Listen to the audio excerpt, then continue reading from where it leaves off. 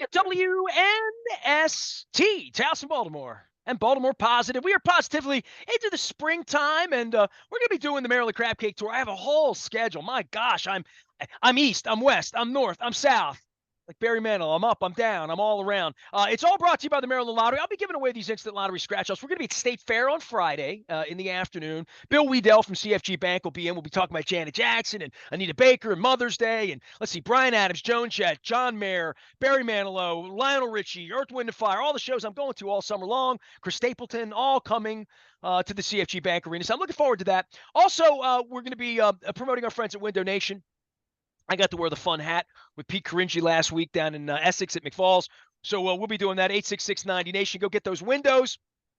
And, of course, if you need commercial roofing, everybody gives me shirts, Bill. Nobody gives me – you're the only one to give me a mug.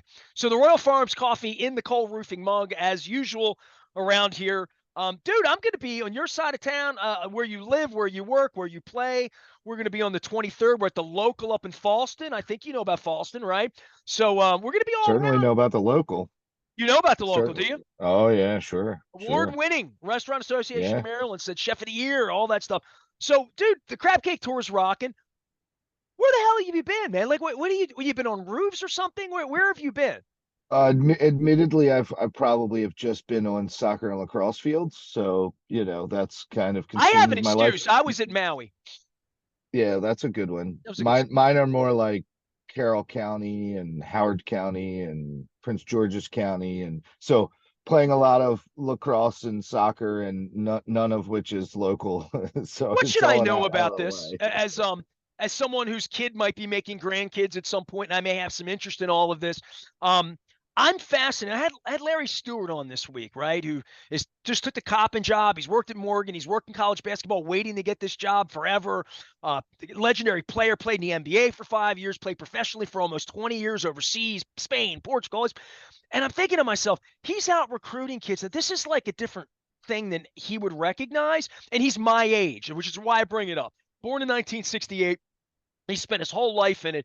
Dude, I am so far removed from coaching Bino Ransom in middle school basketball at Rosedale Middle, or having my dad and I coached a little league team. And every time I talk to anyone who's involved at the collegiate level or NIL, or Pete Caringi was out last week talking about his 50 years of doing this with kids. It's just like how handled every kid is, and how every parent has to put a lot of money out, no matter what the sport is, to travel around. Like, it's a full-time gig. I don't say stage parenting, but it's no longer what it was for me in Little League, which was my dad having the equipment in the shed with the helmets and the bats, and we would carry it up to the schoolyard on Monday and Wednesday, or Tuesday and Thursday, sometimes a Saturday opening day, and we'd have a snowball stand. And it kind of all got done between 5 and 9, 2 nights a week, within 3 blocks of my house. And maybe we made travel, or All Stars or whatever. But this is a different gig for kids. Every spring I see it with everybody I know who's our age, but my kid's 38. Your kids are 15, man. Yeah, I think the challenge is that the professional sports and the undersized guy and who made it Steve Nash, right? Like people like that who don't fit the exact mold give every parent hope. And even if you are try to be somewhat realistic about it and you back down your expectation, like as Well, maybe she'll my go to Gettysburg or Salisbury. well, You start with that, or I'm no, not even there. I mean, for us, all I'm trying to do is give my kids a chance to make a high school team if that's what they want to do. and the grades are the most, like, what you're going to be in life is not a lacrosse player. Right. So, But but that's different if you're dribbling a basketball, though, right? I think it's totally different for all the circumstances. I mean, in our case, like I just want them to experience that high school team concept, and hey, look, it also helps them stay out of trouble. Maybe they're not interested in boys, like we can go do this other stuff over here, and then it takes a life of its own, and then there's a lot of characters involved, and you got to kind of figure out whether they're good or not so good and what their intentions are. And and nobody really wants to communicate or talk or be honest. So it's a whole different Well, level of all of this like parents, is my kid going to drama play, and and how much is my kid yeah. going to play, and how much is we going to pay, and how many nights a week? And Bill, I'll bring this full circle, and we could talk more about your kids and rec ball and whatever's club and all of that league and all of that. But as it relates to the Orioles and you and I in 1980, 90, whatever it was, and Cal Ripken, or whether it was Eddie Murray, or whatever generation, Boot Powell, right? Pick your generation, but the attention span of people and what baseball has done for old guys. I was with a bunch of old guys, and I'll tell Todd Foreman and Bill Yerman that they're old guys. But I was at a Costas the other night. Bucky Lessick was there, and they were all like, "We like baseball again." And I'm like, "Well, you like that they're winning?" They're like, "No, we like that it starts at 6:30, it's over at 9 o'clock. Like, we like all of that." And I'm thinking, hold on. If your kid plays lacrosse, anything in the spring, maybe one of the reasons the stadium's not all that full is every kid that plays baseball really can't go to the games because they're playing ball. I mean, and maybe that'll change in July or August, that when school's out and games are over and travel's done and all-stars aren't being played at Joseph Lee Fields, right? But there is part of this that I think, like, how are the Orioles going to get people back there when every athletic kid is doing something athletic with their friggin' parents, like I see on my Facebook everywhere, and they can't even figure out when they can get to their place in Ocean City if they have one. Yeah, I don't know that this rule or that this is consistent for everybody, but I've heard many times the observation that like when we were kids, you kind of just went outside and you went and played and you were playing some kind of ball game, whatever it was, whatever you guys were into. Now everything in the kids' lives is scheduled. Like Monday we do this, Tuesday we do that. So there, Organized, as right. yes, Yes. yes, Pete Caringi and used that word last week because we were talking about Highlandtown and soccer. By the way, the segment with Pete Caringi was it was a highlight of the year. Not that this segment's not really good, Bill Cole, but the Pete there's Caringi still segment hope. was, There's still hope.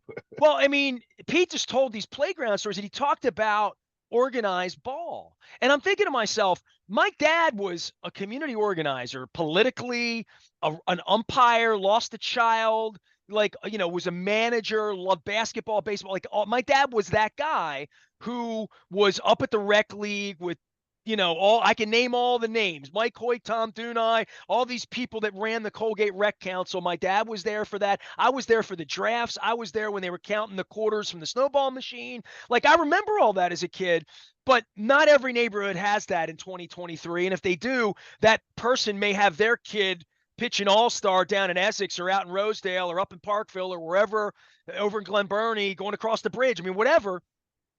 I would just say that the notion that my childhood was about organized ball because I have pictures in an Eastwood jersey with John Rollo, or that I did organized things. I played a Pop Warner football, right, at Dundalk on the Longhorns 3 years with John Rollo, right? Kind of famously, I have this giant in all my pictures, like Andre the Giant.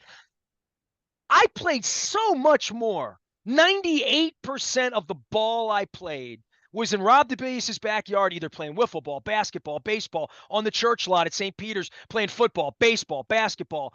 Never soccer. I told Caringi that last week. Nobody in my neighborhood picked up a soccer ball, lacrosse ball. But the notion that kids get together and play ball, man, I never drive around and see kids playing ball. Ever, Right. ever, ever, ever, ever. Not at 11 in the morning on a Tuesday in the summer, anywhere.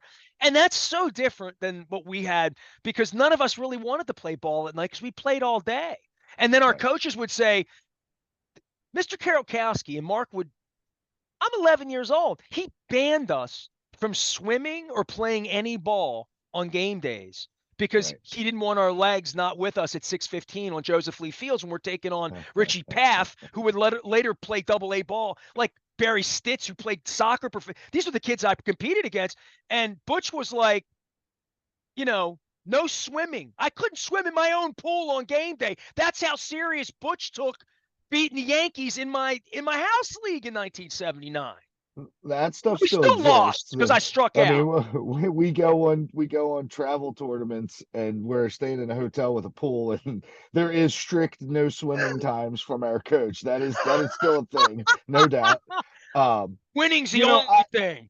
Right. Like I definitely played a ton of basketball as a kid, organized basketball, but I guarantee you that there were more minutes logged in somebody's driveway playing basketball than there were at the gym.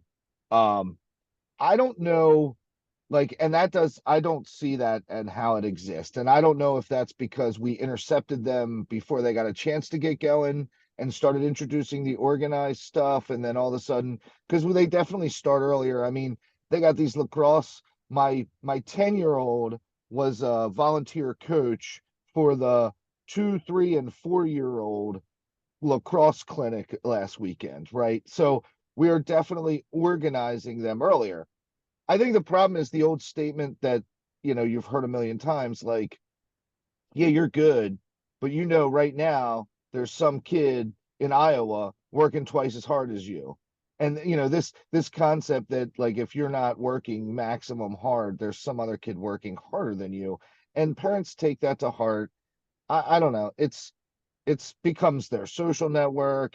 I tell you, it is destroying, and that's probably too strong a word, but the idea that your youth sports was community based, and those were your neighbors, and those were the people that if you needed sugar you borrowed it from, and like that was when so and so's husband died, we all went over and helped them, and like that community stuff. And that was the way it was when I was growing up too. Like those were all the kids I went to elementary school with, those were the same kids I played baseball with, and the same kids I played football or whatever.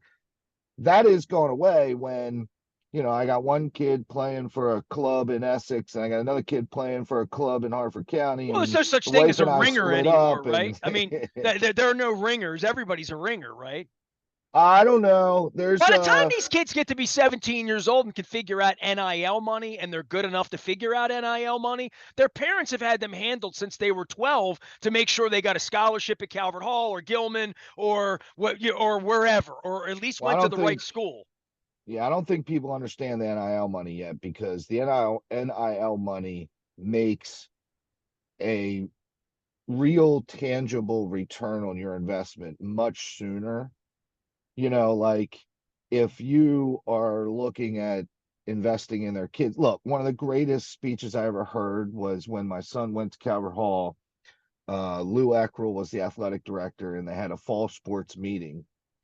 And he brought all the parents in the auditorium, and he said, look, I realize how much money you have invested in your kid to get to this point. But now I need you to let go and let our coaches coach them. And it was very pointed conversation about, like the investment that parents make.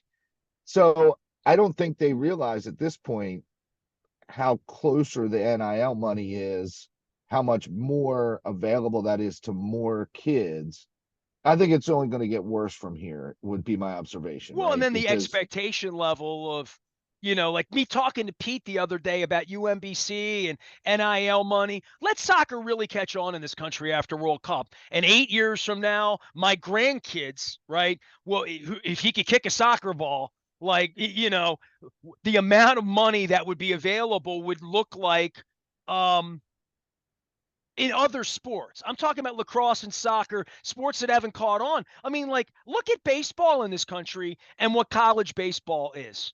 Like, college baseball's never really caught on. They've tried. College softball's there might be more money in college softball because maybe more people might watch it than watch college right, baseball. So, right, like, I don't even know that, but I do know that college football and college basketball and all the money that's swirled around since Jim Valvano was, you know, greasing players 50 years ago. Like all of that is out in the open now. And I don't even know how.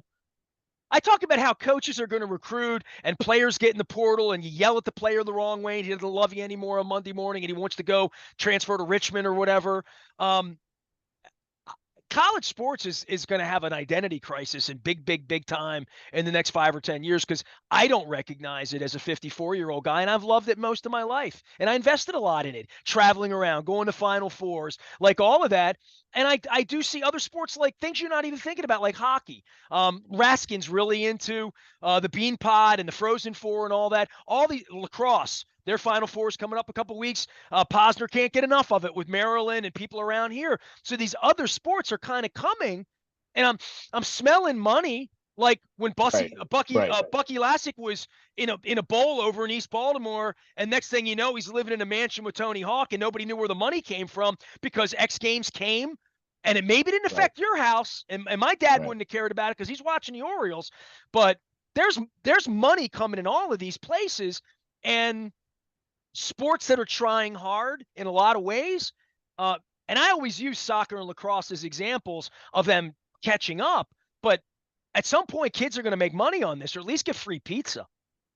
I I don't yeah, I don't think anyone fully understands how much things will change. I think we're really in the early days, right? Like it was easy for people to make the assumption that Miami is going to have a lot of boosters and a lot of NIL money. And through the transfer portal, you're going to, there is a confluence of COVID and extra years and NIL money and all of these things coming together at once.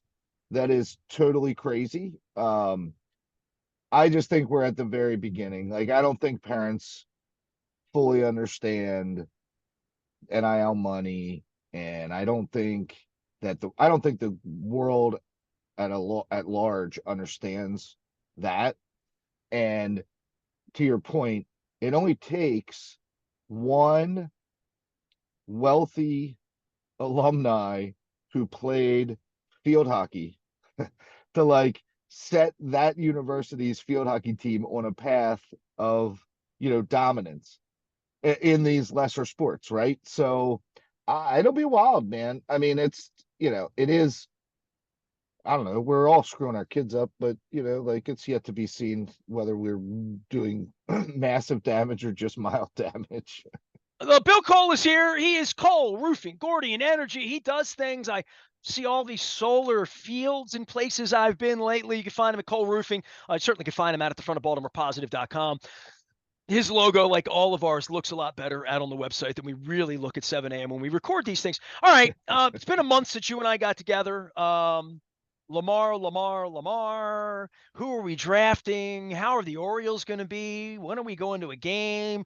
Dude, I'll say this. I mean, I don't think I've had you on since early April because of our schedules and your kids and this and that and whatever.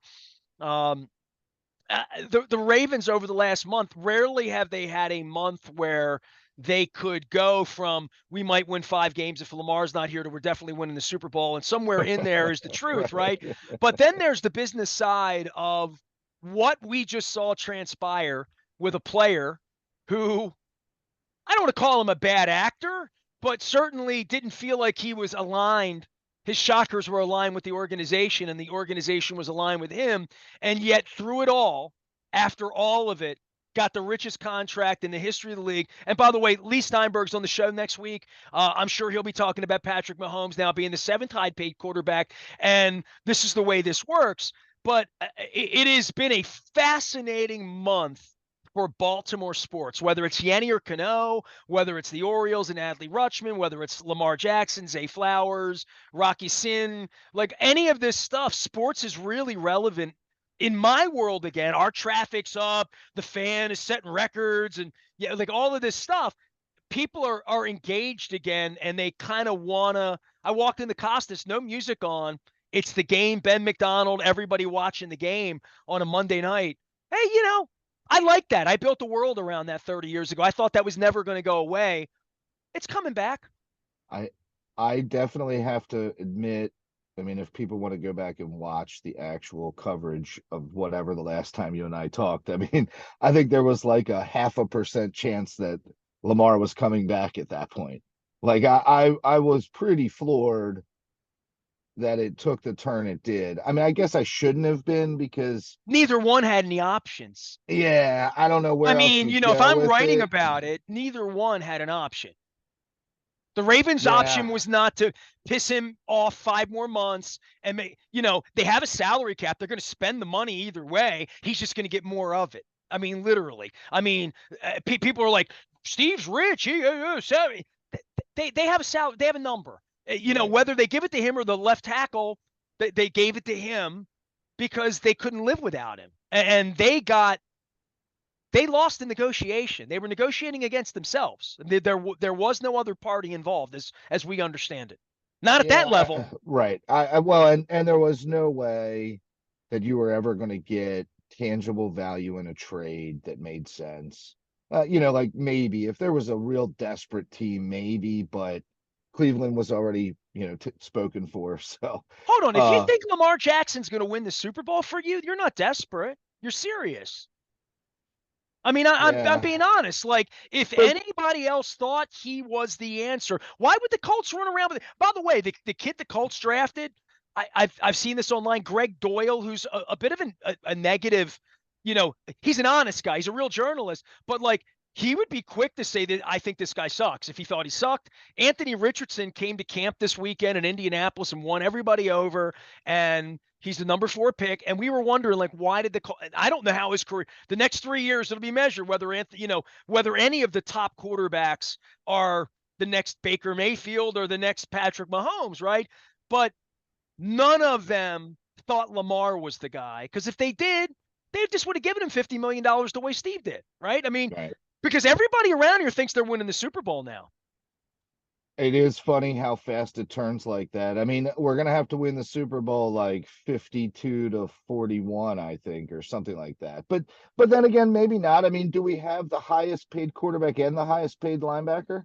Like, Yes. okay, so I don't know how the math works. Like, so, but we have linemen, right? We just don't have any defensive linemen, or we have old No. Hey, corners, or what? listen, I mean, how's I'm this not working? here. I think that they are constructed to be very, very good this year. I think so too. I don't get it. I don't know But where all will the their money comes from. quarterback be good enough? Will the scheme be good enough? Will the Sure it execution will. be good enough? No, no, no. It's how many Are they games going to does he throw the play? ball 42 times a game? Are they going to run? Is their quarterback going to get broken in half running into linebackers Right. 12 times a game? I don't know. I don't know. I know what I've seen before, which is we've had a quarterback that can't get on the field in December for 3 years now, and they just gave him the bank. And now the next, not this year, but there's going to come a point where they're going to have to pay the bill for a $72 million cap number on him a couple of years from now, which is what they have.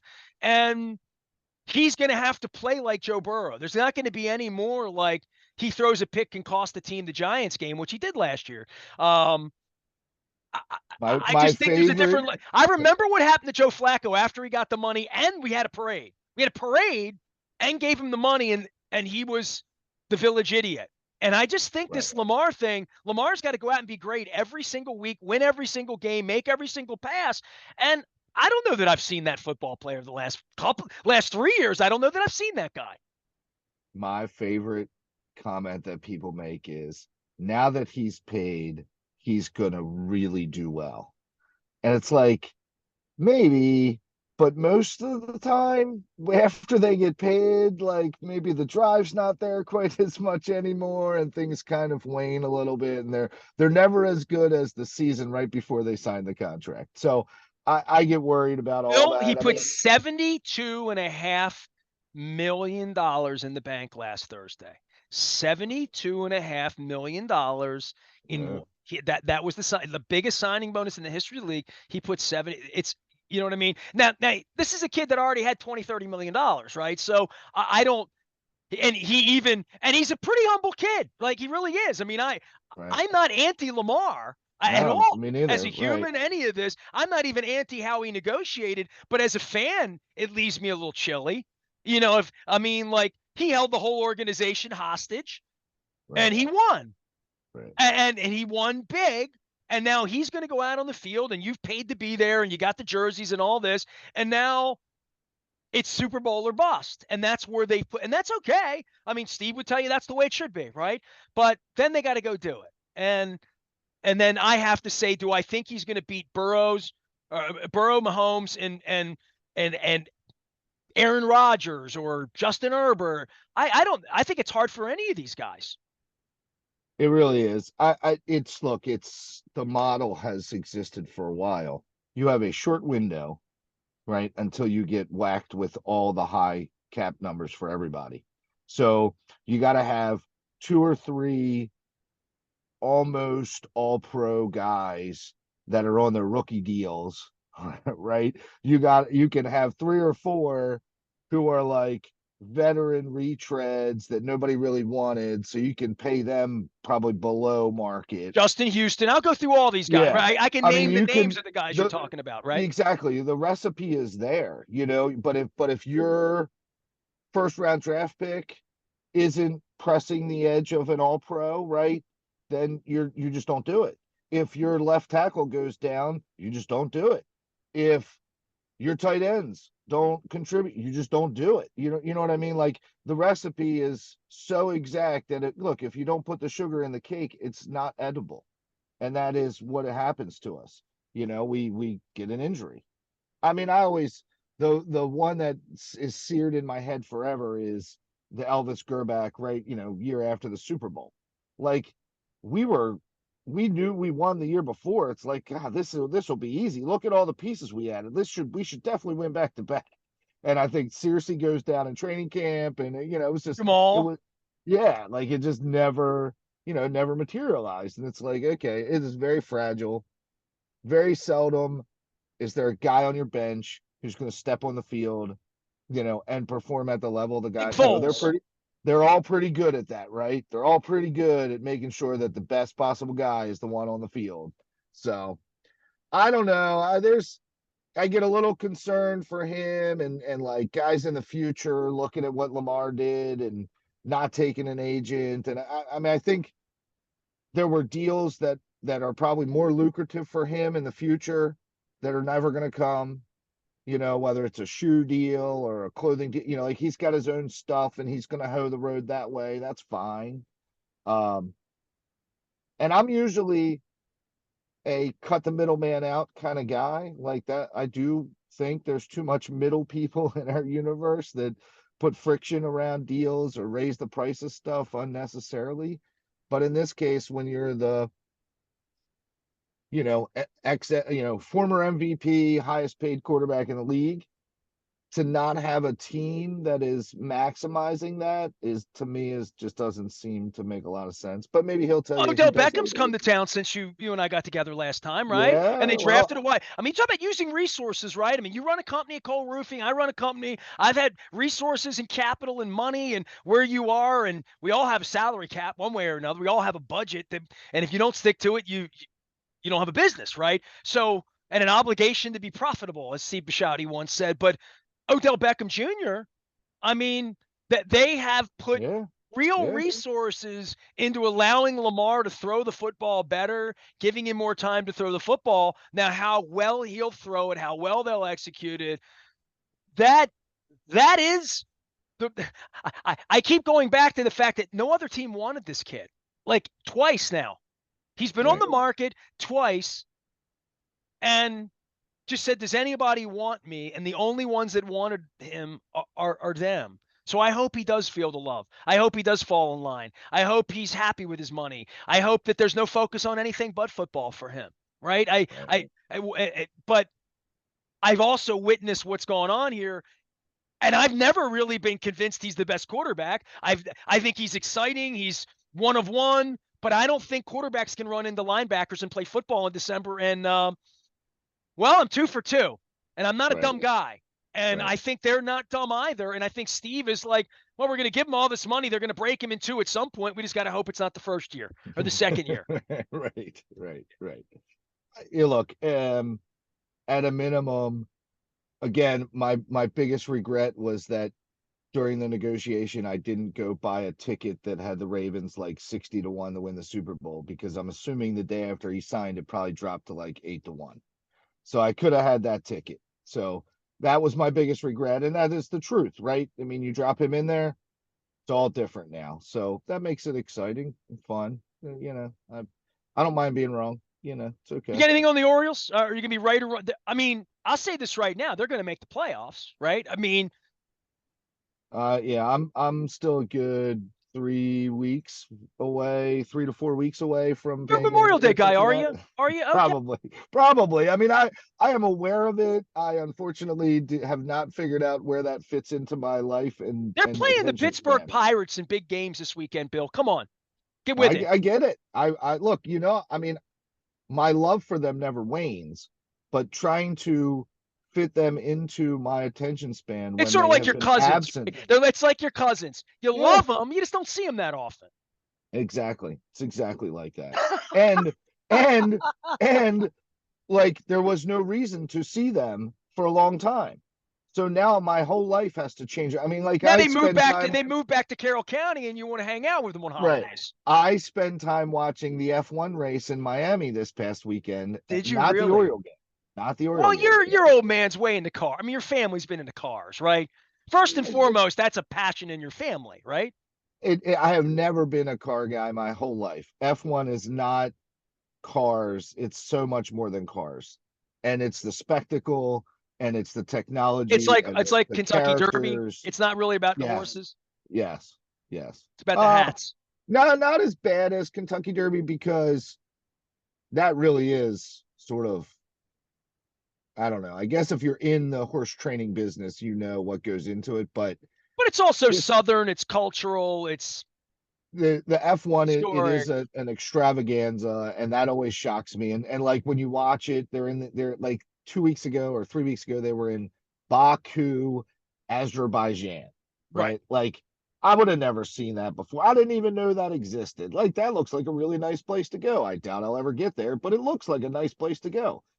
And then you layer on the technology and the fact that the cars aren't all the same and that like all these engineers are working to make their car like half a second faster as it not goes around in a circle, not goes in a straight line for a quarter mile, but actually goes around like a road track that has slow corners and fast corners and Like the thing we straightaways had in and Baltimore, yes, right? Like yeah, it is it's pretty it's I don't know, it pushes a lot of buttons for me. And it's definitely picking up steam. So oh, there's no question about that. yeah, There's I no mean question it about is that. the I don't know anything about it, but I've just spent more time talking to you about it with more intrigue right. than I I have to mean, at least put it on. if you'd have seen the show in Miami, you'd be scratching your head. You know, 340,000 I people have people over that were there. three I know a lot of people days. that were there. My buddy David Katz was there. I'm gonna have to call him and get him on now. Yeah, we Katz man do. I'll do should that. do a deep dive on that. We should figure out what the heck's going All on right, I'm there. putting Katz on my list here. Hold on. Anybody knows David Katz? Tell him I'm looking for him. I'll text him. Bill Cole is here. He is Cole Roofing and Gordian Energy. He has to go. But anything you want to say in regard to roofing or energy here this summer as energy bills go up? By the way, I've enjoyed the last couple of weeks of kind of gnarly weather because we had the window half open. We've had the air. We've been saving a little bit of money on energy here since we got back. And I figure that's the number one thing about Hawaii was that like you didn't ever have to have the air conditioner on because the wind's blowing.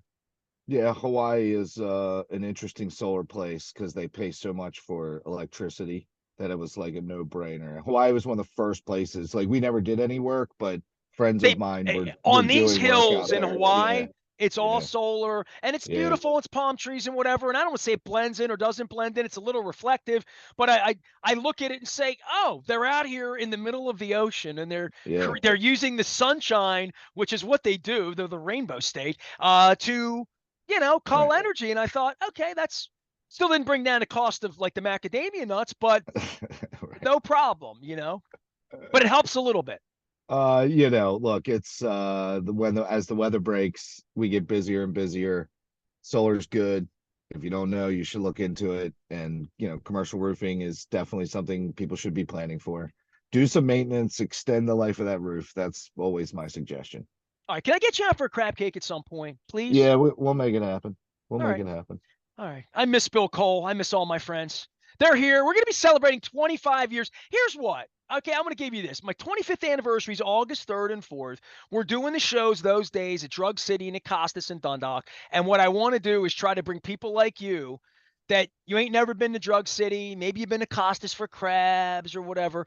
But we're going to bring some folks down to Dundalk for my 25th anniversary. Does that sound good?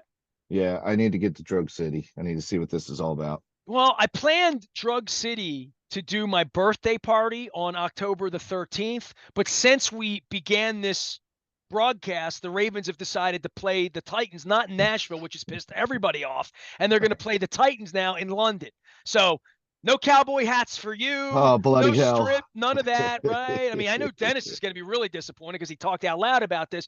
But since we began this segment, the news broke on the Yeah. Coons Baltimore Ford WNST text service. So now my birthday in Drug City, I may be in London, like hanging out at Royal Albert Hall on my birthday. So maybe that'll be Yep. it. All right. Yep. All right, man. Sounds I'll good. get a $99 flight to Azerbaijan. Maybe Roger Waters is playing that night. He is Bill Cole. He is Cole Roofing and Gordian Energy. Orioles, Ravens, Luke's around. I'm around. The Preakness is in town. Maryland Crab Cakes were presented by the Maryland Lottery in conjunction with our friends at Window Nation. It is all coming to you all month long. Let me get my little hat out, have some fun. And we're going to be this week at State Fair on Friday.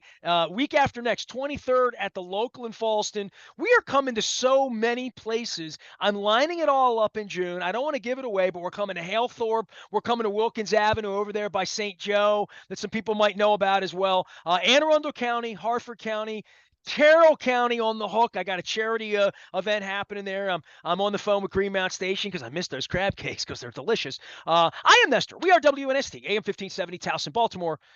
We never stop talking crab cakes and Baltimore positive. Stay with us.